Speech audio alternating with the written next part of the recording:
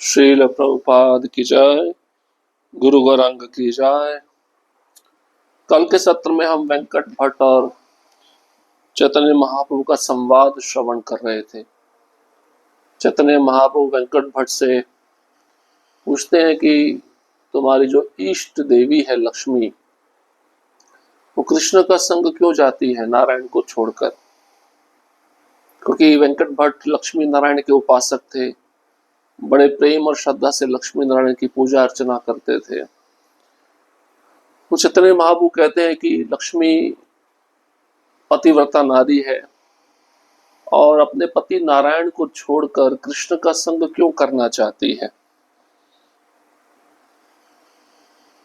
और स्वयं चैतन्य महाप्रभु ये भी कहते हैं, मेरे इष्ट तो ग्वाल बाल श्री कृष्ण हैं, गायें चराते हैं। तो लक्ष्मी जो नारायण के वक्ष स्थल पर विराजमान रहती है, निश्चय ही सृष्टि में सबसे अधिक पतिव्रता स्त्री है। और पतिव्रता स्त्री होते हुए भी लक्ष्मी मेरे प्रभु श्री कृष्ण का साथ क्यों चाहती है। तो वेंकट भट्ट उत्तर देते हैं, कृष्ण और नारायण एक ही रूप है। कृष्ण की जो लीलाएं हैं वह क्रीड़ा रस के कारण अधिक आस्वाद्य है।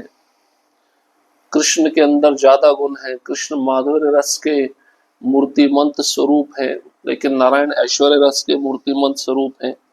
कृष्ण और नारायण एक ही व्यक्ति हैं। तो अगर लक्ष्मी कृष्ण का संग करना चाहे तो उनके पतिव्रता धर्म कोई भंग नहीं करता, ऐसा वेंकट भट्ट उत्तर देते हैं। वेंकट भट्ट आगे भी कहते हैं, दिव्य अनुभूति के अनुसार नारायण और कृष्ण के स्वरूपों में कोई अंतर नहीं है। माधुर्य रस के कारण कृष्ण ज्यादा आकर्षक है, नारायण से बढ़कर हैं। यही दिव्य रसों का निर्णय है। तो लक्ष्मी जी का पतिव्रता धर्म कृष्ण का संग करने से नष्ट नहीं होता है। प्रत्युत कृष्ण की संगति करने से वह रास नृत्य के लाभ का आस्वादन कर सकेगी।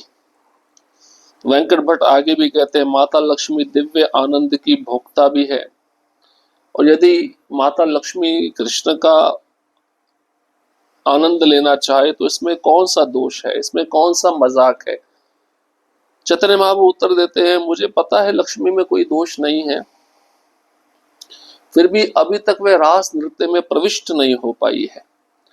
और प्रामाणिक शास्त्रों से हमने ऐसा भी सुना है कि भगवान कृष्ण रासलीला में गोपियों के साथ नृत्य कर रहे थे। भगवान कृष्ण ने गोपियों को अपनी बाहों में भर लिया था, उनका आलिंगन किया। ये दिव्य कृपा तो केवल गोपियों को प्राप्त हुई। वैकुंठ की लक्ष्मियां या प्रेयसियां हो, स्वर्गलोक की सर्वश्रेष्ठ सुंदरियां अप्सराएं हो, जिनका शारीरिक कांति सुगंध कमल पुष्प जैसा होता है, इसकी कल्पना भी नहीं कर सकते। तो पृथ्वी पे रहने वाली संसारी स्त्रियों के विषय में क्या कहा जाए, चाहे वह कितनी भी सुंदर क्यों ना हो, इन सबको ऐसी दिव्य कृपा प्राप्त नहीं हुई जिसको जिस जिस प्रकार से गोपियों को प्राप्त हुई है। अब आगे सुनते, लक्ष्मी केने ना पायल इहार की कारण, तप करी कैछ कृष्ण पायल श्रुति गण। तो मध्य लीला 9वां अध्याय श्लोक क्रमांक 122।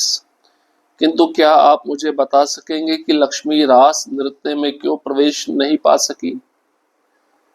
वैदिक ज्ञान के अधिकारी नृत्य में प्रवेश करके कृष्ण का सानिध्य प्राप्त कर सके। अब चैतन्य महाप्रभु प्रत्यक्ष प्रश्न पूछते वेंकट भट्ट से कि क्या आप मुझे बताएंगे लक्ष्मी को रास नृत्य में प्रवेश क्यों नहीं मिला, जबकि मैंने सुना है वैदिक ज्ञान के जो अधिकारी हैं उनको रास नृत्य में प्रवेश करने का अवसर मिला था, कृष्ण का संग प्राप्त करने का अवसर मिला था। क्योंकि जितनी भी गोपियां रास नृत्य में प्रवेश की थी, कुछ वैदिक ऋचाओं की मंत्र थी, कुछ वैदिक ज्ञान की स्रोत थी। बड़े बड़े ऋषि योगाभ्यास तथा श्वास नियंत्रण द्वारा मन तथा इंद्रियों को जीतते हैं। इस तरह योग में रत रहकर तथा अपने हृदयों में परमात्मा का दर्शन करते हुए वे निर्विशेष ब्रह्म में प्रवेश करते हैं।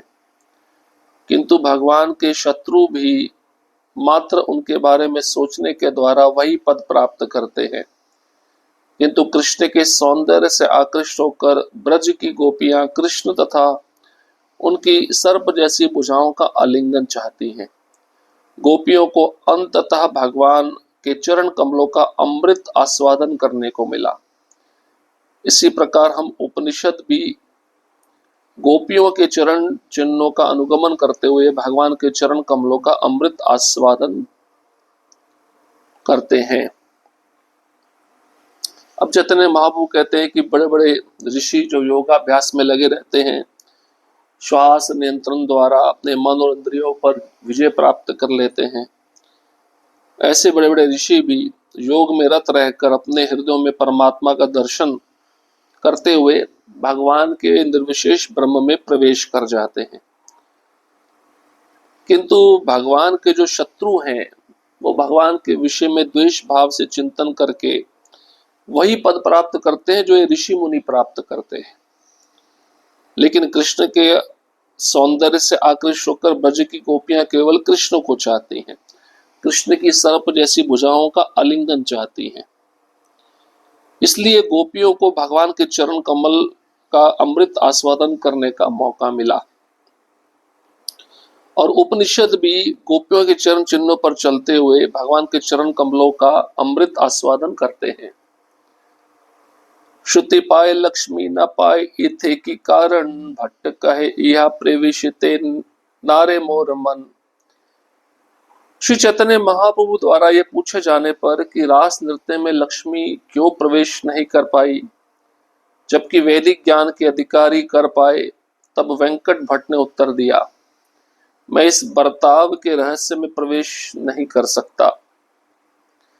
तो महाप्रभु ने जब पूछा कि लक्ष्मी को रास नृत्य में प्रवेश क्यों नहीं मिला जबकि वैदिक ज्ञान के अधिकारियों को रास नृत्य में प्रवेश मिल गया, तो वेंकट भट्ट उत्तर देते हैं, मैं इस रहस्य को नहीं जान पाया, इस रहस्य में प्रवेश नहीं कर पाया हूं। आमी जीव शूद्र बुद्धि सहज अस्थिर ईश्वरेर लीला कोटि समुद्र गंभीर।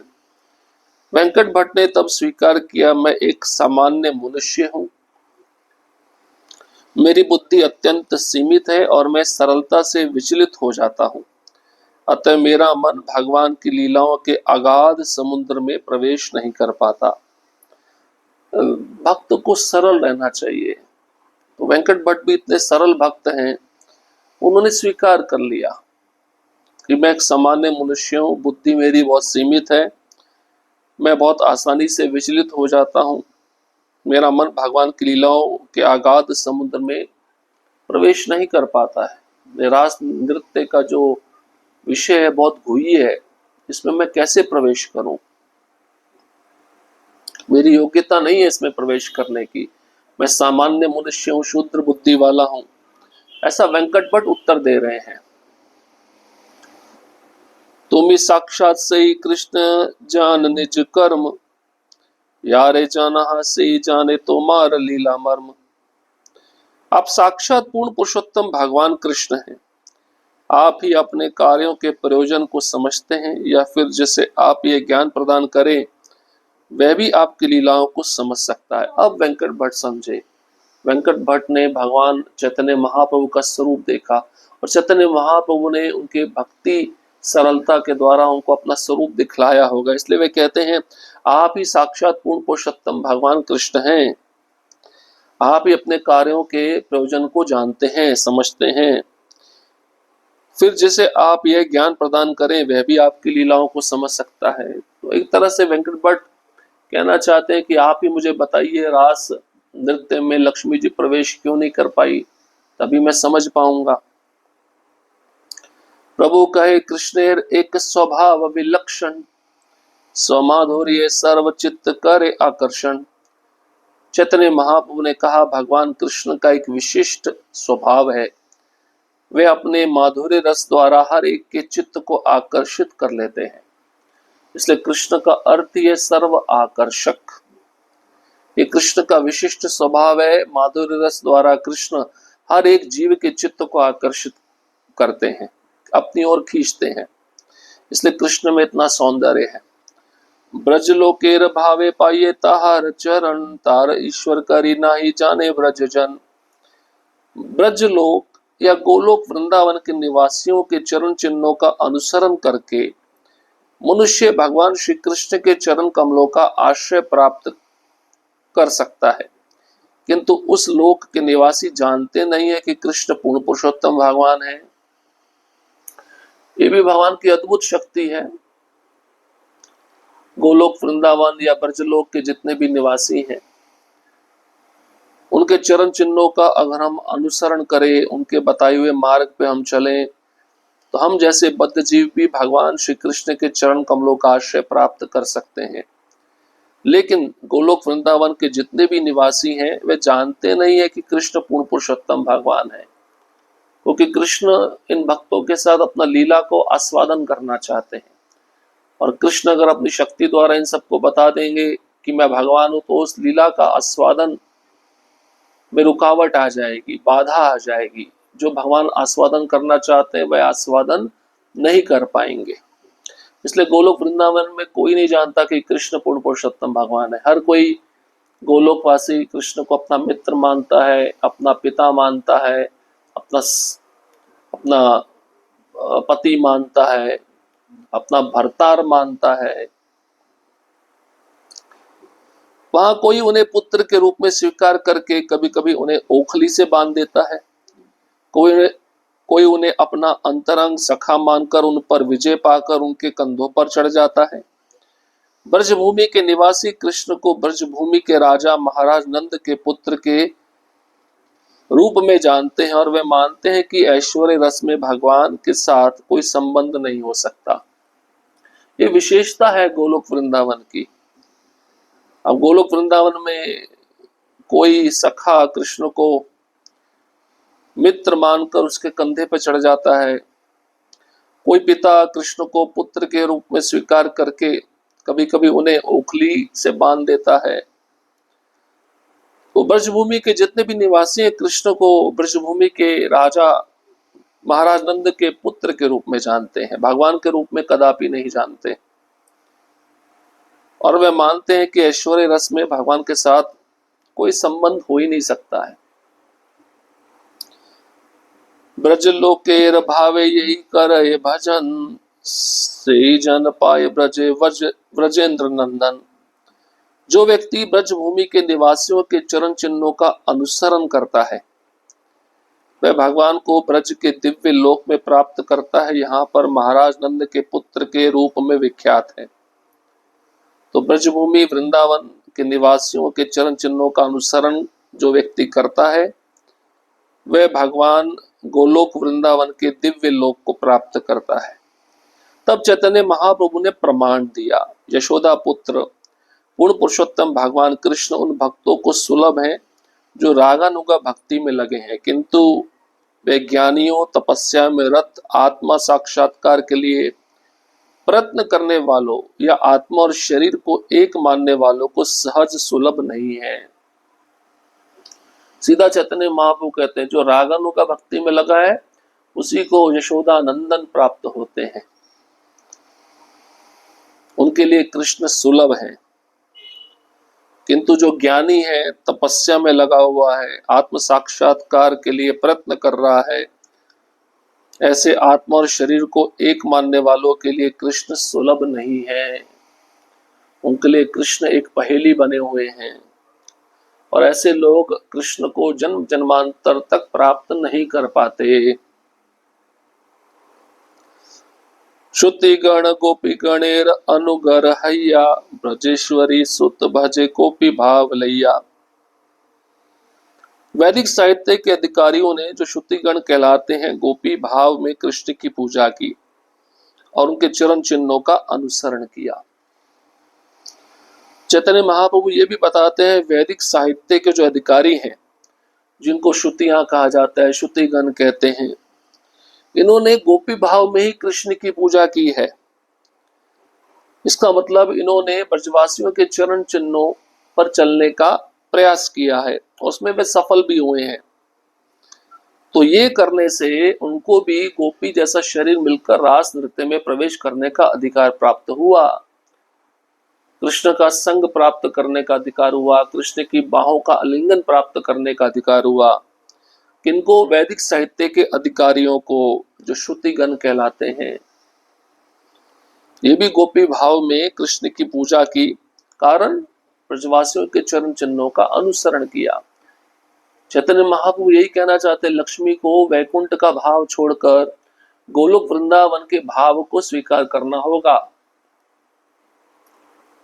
तभी उसे रास नृत्य में प्रवेश मिल सकता है। तो इस प्रकार से चैतन्य महाप्रभु और वेंकट भट्ट की बहुत सुंदर वार्ता चल रही है, और ये वार्ता कितने सुंदर सिद्धांतों पर आधारित है।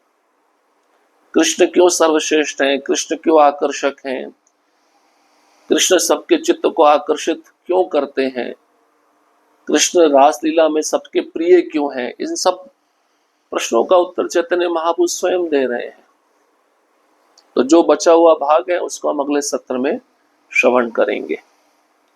हरे कृष्ण कृष्ण कृष्ण हरे हरे, हरे राम राम राम हरे हरे। श्रील प्रभुपाद की जय, गुरु गौरांग की जय।